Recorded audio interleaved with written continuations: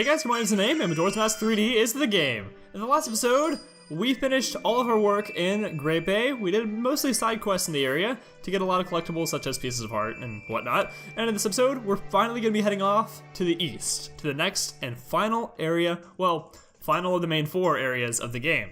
The quickest way to the canyon is through the east gates.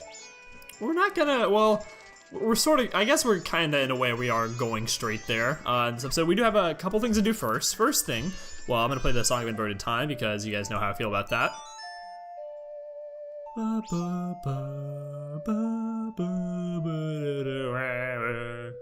Yes. I was an orchestra, not in chorus, for a good reason.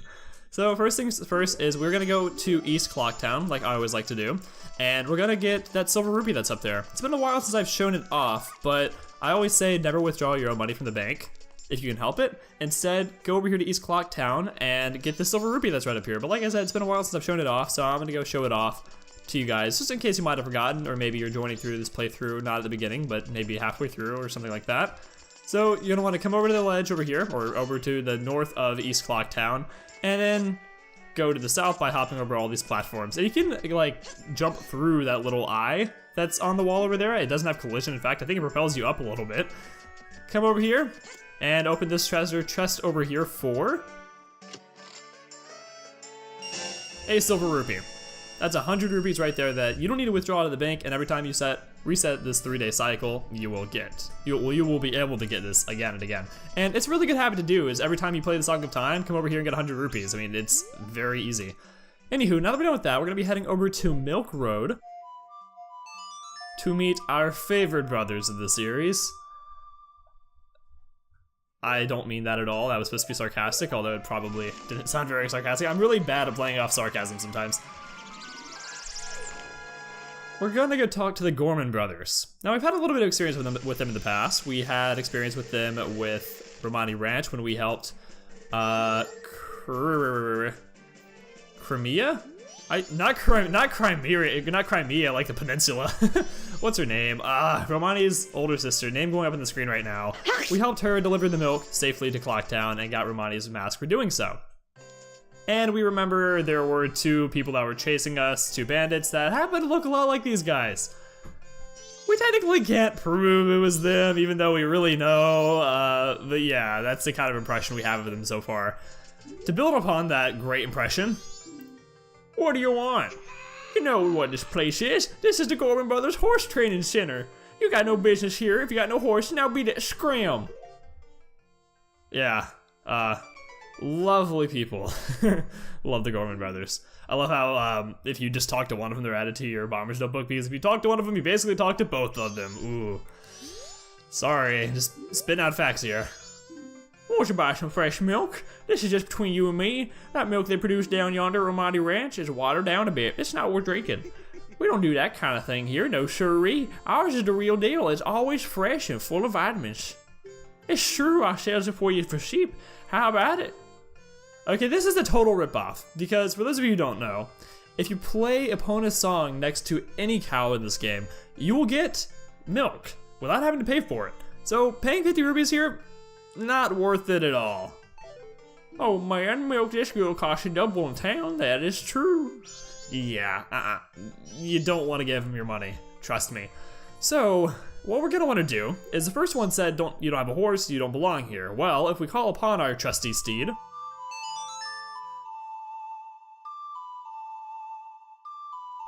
we have, wait for it, a minute, wait. Epona, you just came from the Gorman Brothers shed? Have you been with them this entire time? You betrayer, you. Alright, well, oh yeah, you can't talk to him because now suddenly he can't talk anymore. You need to go talk to the other Gorman brother. Hello. Is that pathetic senior horse? I would have guessed that little thing was a mule for sure. Ain't that right, little brother? Don't you think a horse that pathetic would gallop if you push the analog stick forward, and it would run faster if you press stay? This guy's funny. Why don't you pony up 10 rupees for the chance to race against us? If you win, we'll give you some nice, kid. What do you do? Yeah, sure, I'll race because I love mini games. It's a simple race. Just go around the track once. If you can beat us to the finish line, you win. Shush, shush. Wait. Okay, I know these guys can hardly speak, but I know that's the voice I'm giving them, but I'm sure they can just say huh. But I even butchered huh for them. Yeah, you ready? Yeah, you guys probably hate that voice that I gave them, and I apologize. So this is actually probably one of the more difficult races in this game, or mini games to put it in a more broader category. We did have the beaver race recently, and yeah, that is hard, but for some reason I tend to have a harder time with this right here. In my practice attempts, I had a lot of failed attempts, so tips for you: don't run into the trees, they will slow you down. Also, you'll see mud piles up here soon. The small ones you can jump over. The larger ones that we will get right towards the very end, you cannot jump over. Now you're gonna notice that the Gorman brothers are going to swerve around the fences. We don't wanna do that because we can actually save time by going straight through them. And you notice that I'm being kind of conservative with, well, up until the fact that I've now only have 2 left, I've been kind of conservative with using my dashes. That's because we want to save them for the very end, for the final stretch right here. So, keep holding the analog stick forward and keep pressing A and just press it till the very end. First try. Heck yeah. Wow, my practice attempts, I failed 4, 5, or 6 times, somewhere in that range before I finally got it. I can't believe we lost. Big bro, now we gotta give him something nice. Pah. We gotta give him something. I got it. We'll give him the ninja mask. It'll be a nice toy, sonny. You can't pretend you're on a big adventure. Little do you know, I'm actually on a quest to save your world, my friend.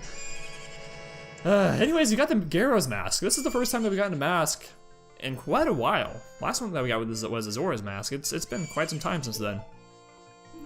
In exchange, you can't tell anyone where you got this. Yeah, don't worry. Your dirty secret's safe with us. Beat the Gorman brothers. You and Epona raced the Gorman brothers and won. You got Garo's mask as a prize. The thing is really interesting. He says it's a ninja mask. See if we can read and get any description from it. The mask of the Garo leader of Ikana. Summon the hidden Garo ninjas. So Ikana is the area that we're going to next, and this is not a side quest. This is required right here. So make sure you get Garo's mask by racing them. And another thing that you need is you need the Song of Storms that we got from the graveyard. Wait, Epona, where are you? Okay, because I need you, Epona. Alright. You're also going to want to get the Song of Storms that we got from the graveyard a few episodes ago. Well, it was more than a few episodes ago. It was actually quite some time ago. So go back and check that out if you haven't gotten it yet, but it is required to continue the story of this game. You will need that, and you will need Garo's mask if you want to continue. And obviously I've beaten Great Bay Temple if you want to continue to Ikana. Without further ado, that's where we're heading. You know, it's really cool that, that through here there's okay, there's trees, but it's not just some texture. It's like actual physical trees you can see as you're riding through there. How cool would it be if there were, not to say that this game needs another remake, but how cool would it be if you could actually go and explore those woods? I mean, it's just little stuff like that, you know?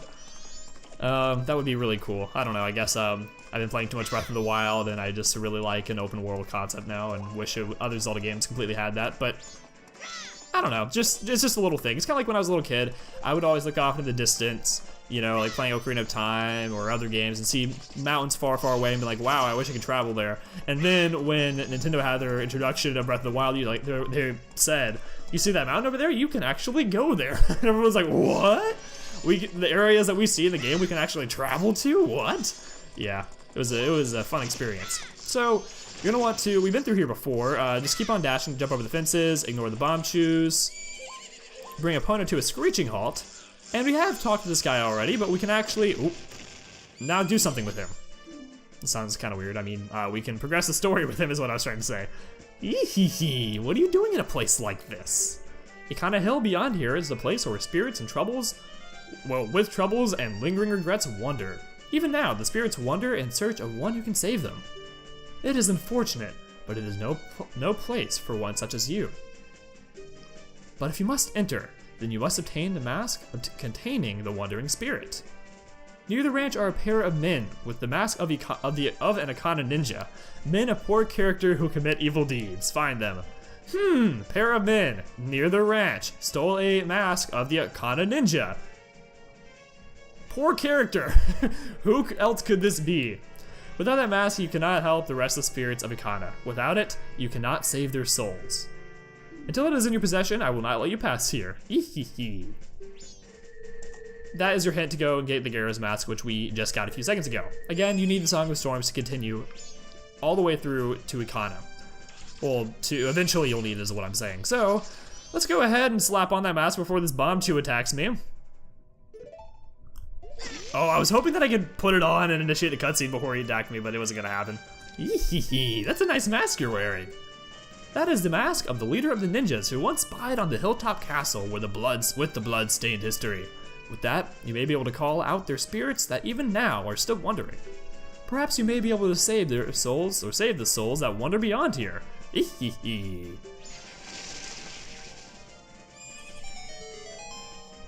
That is not the last we'll see of our friend. And he will put up a tree for us, and we know that now that we have the hook shot, we can use that to step on up. There you go.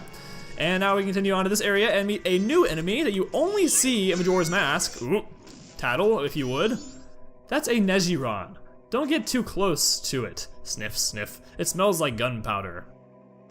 Now I have something written in my notes here. Let me make sure I remember this correctly. Okay, I don't have it in my notes like I thought I did, but if I'm correct, Neji is a stem in Japanese that means twisted, and Ron is believed to be taken from Goron. You can tell from their appearance that they do look a lot like Gorons. So in a way, this is a twisted Goron is the idea behind these enemies. Just avoid the falling boulders as you go through here, avoid the Nejirons. They're more of a nuisance than anything. If they attack you, they only deal, well, if you have your defense upgrade, the first hit that they deal you deals no damage. If they hit you twice, then you'll lose a quarter of a heart. Normally they deal a quarter heart of damage. But anyways, Ikana Canyon.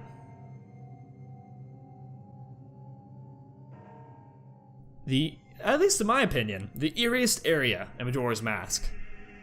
And, you know, we've gotten pretty far in the game, and this game is pretty eerie, so you might wonder, you know, how could it get any eerier? Yeah, I'm gonna be quiet for a second, just let you take in the atmosphere and listen to this music.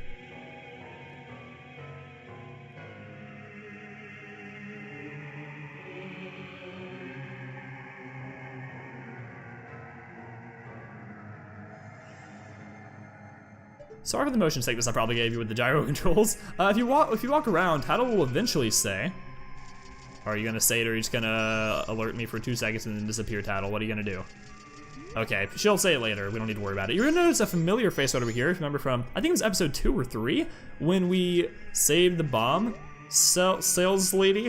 What am I trying to say? The bomb, yeah, the lady who sells bombs from the bomb shop in Clocktown.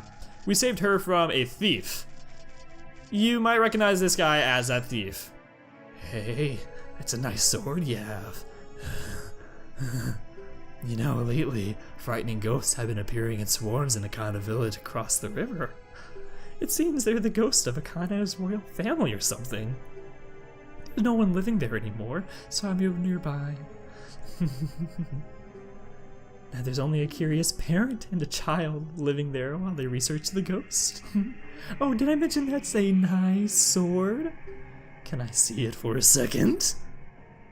Yeah, sure, you seem like a stand-up guy. I have my sword. Really? I don't want to trouble you, but... Oh, what? So is this some red thing? What is it? Oh, actually, this is Tattle. What? Is this some red thing? What is it? It seems hostile. Or actually, no, maybe that was him talking. Anyways, Tattle's gonna alert you. You probably should not give your sword to the creepy guy. Yeah. Anyways, he says he moved in nearby, and in fact he has. And there's a whole side quest for that later, but that's not for now. For now, we're going to head over this way. You're gonna notice a series of trees that we can hookshot onto. You're also gonna notice an enemy that we saw in Great Bay Temple. These Octoroks. And you remember what happened when we shot them with our ice arrows? We turned them into Octoblocks. We're gonna wanna do the same thing here today. Slash the grass over there for some arrows if we don't have any. And of course, equip your ice arrows, which I thought I did.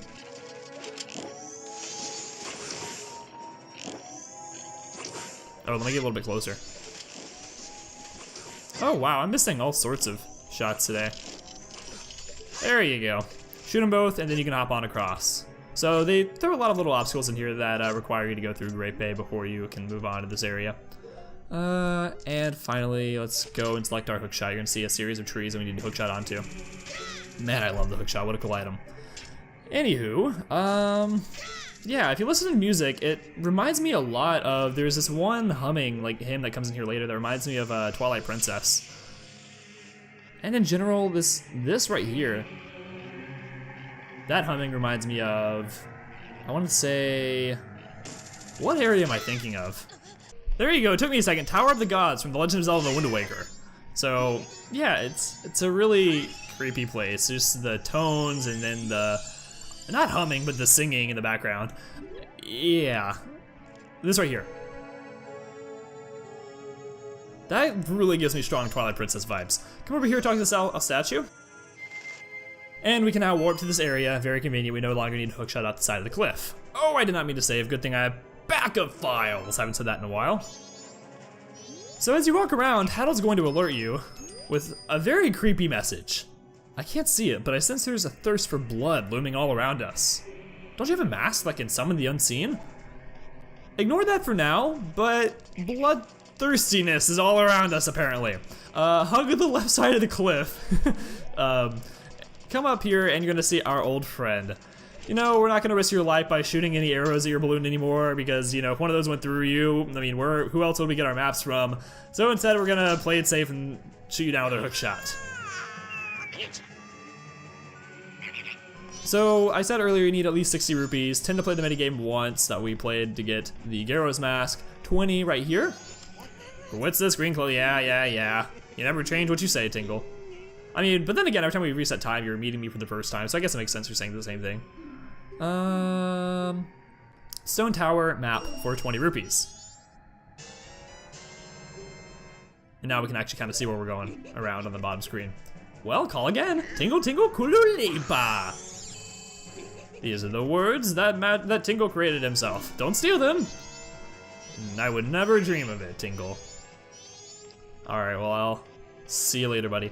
So we have that. That's 20 rupees right there, 10 for the minigame that we did earlier, and that leaves 30 rupees that we now need for one final thing. Come over here, go straight ahead to this hut right over here. Read the sign and you will come to know it as the Spirit House. We prepared wandering spirits and are awaiting your arrival. My arrival? How'd they know I was coming? That's weird.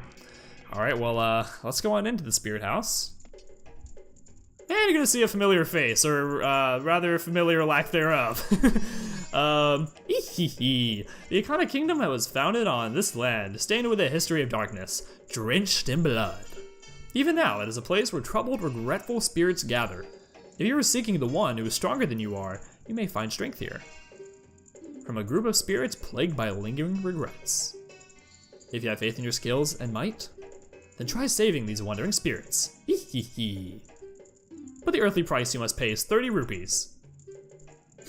Yeah, the earthly price you must pay. I don't know. I love the way you said that. Yeah, sure, I'll do it. You're our boy, much vigor. Defeat the ladies within the time limit and rest their souls in peace. But if your life energy drops to 3 hearts and below, I will stop the match. Mercy is the least I can offer. What a nice guy. Yeah, sure, I'm glad you're not gonna let me get mauled to death by 4 restless spirits. And they actually all have their own identities. Tattle, if you have Tattle on them for you. Sorry, I've been playing too much Paper Mario. If you have Tattle, give you a little bit of information. She'll tell you the names of the ghosts. It's Amy, youngest of the 4 ghost sisters. Target her when she appears. You got that? The first 3 that we're gonna face are gonna go the same way. They try to spin to you, they'll disappear after you block them with your shield. Let's see, one more time actually. And then I recommend you do a jump attack. That'll knock them out 1 hit. That is the quickest way to do it. And we have 3 minutes. That's actually plenty of time. The second 2 are probably gonna take you the longest because just doing 2 at once is kind of hard. Oh, I had an opening over there that I should have taken. Actually, let's go ahead and get your name before I forget. It's Jo, second of the 4 ghost sisters. And when she appears, hurry, there's no time. And Tattle, if you give me some information, it's Beth, third of the 4 ghost sisters. And when she appears, hurry up, there is still more. All right. Oh, wow. Let's see, Jo, yeah, Jo came in to save her sister there, definitely. Yeah, they kind of tag team you sometimes, so that is why it's kind of difficult. So what I recommend doing is just focusing on one, moving around so that one of them isn't behind you. Oh, okay, I meant to do a jump attack, but I guess that's still better than nothing. Let's see. Make sure that you don't have one of them behind you so that they can't ambush you while you're trying to attack the other one, because then you'll lose out on your opportunity like I just did. Let's see. I should be able to attack you now. No? Okay. There you go. You're taking care of Jo, and now it's just Beth. Alright, I should have done a jump attack, but it's okay, we still have plenty of time. I mean, there is a time limit, but really it's not all that hard. That's why I didn't bother you telling you to bring, you know, a ton of rupees, because if you did fail this, you would have to cough up 60. But that's unlikely. This really isn't all that hard. And the last one is where things kind of switch up a little bit. So you're gonna see 4 versions of Meg up here, and only one of them is the real one. When she multiplies, look for the real one. Is this it? The way you can tell is when they all 4 initially appear, one of them will spin twice, and that is the real one. You're also gonna wanna go ahead and bring out your arrows. If you want to, make it fire or ice if you want to speed up the process a little bit. I wanted to lock onto this one. There you go, I had a feeling that was the one. I'm glad I was right, even though I didn't see it. So what I recommend doing is just keep on having Link spin around, so you can keep an eye on them. At least keep an eye on 2 of them at a time, just to kind of at least eliminate half of them if the 2 that appear in front of you don't happen to be the ones that spin. I've gotten really lucky in guessing between the final 2. So yeah, just keep on doing this. Wow, I really want to show you that one of them spins. That's how you know it's a real one, but I just can't have that happen for some reason. I believe it's this one though. Yeah, I was right. Oh no, okay, we still have a little bit more time. Please. Okay, you saw this one right here just spun twice. That is how you know that is the real Mag. After you attack it a few times, ooh, let's get these arrows before this little sequence ends. Then Meg will be killed. No, she can rest in peace. It seems her souls have been killed. I almost said killed. Have been healed. I give you the earthly possession which the lady has kept. Take it, Link. And we get a piece of heart from that. Very nice, very nice. I believe that's piece of heart number 35. Is that what I've written in my notes? Yep. That is your name, correct? I can read people's hearts. I knew you would be coming here. Now, my own soul has been healed too. With that,